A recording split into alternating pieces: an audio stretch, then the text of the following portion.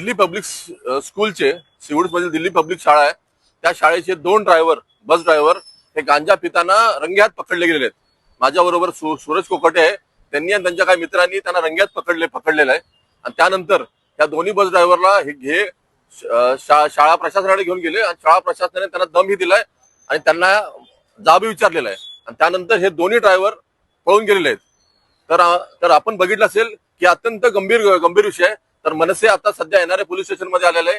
आम्ही आता सध्या वरिष्ठ पोलीस निरीक्षक यांची भेट घेतलेली आहे आणि आम्ही मागणी केलेली आहे की हे दोन्ही बस ड्रायव्हर यांच्यावरती गुन्हा दाखल करावा, त्याचप्रमाणे जे बसचे कंत्राटदार आहेत त्यांच्यावर गुन्हा दाखल करावा आणि शाळा प्रशासन आहे त्यांच्यावरही गुन्हा दाखल करावा।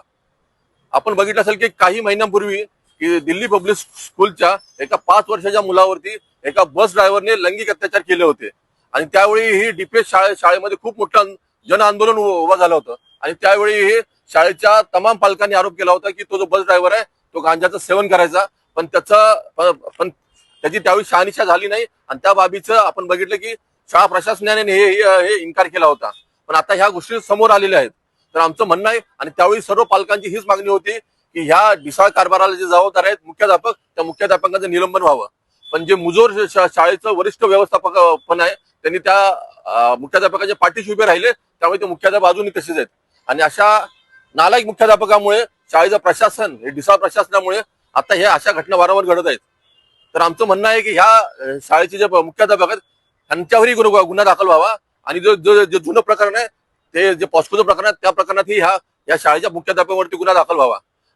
या जे दोन्ही बसचे ड्रायव्हर आहेत त्या बसच्या ड्रायव्हरना साधारणतः 5 वाजण्याच्या सुमारास संध्याकाळी त्यांना रंग्यात पकडलेल्या गांजा पिताना, म्हणजे शाळा सुटते किती वाजता? साधारण 5:30 ला सुटते।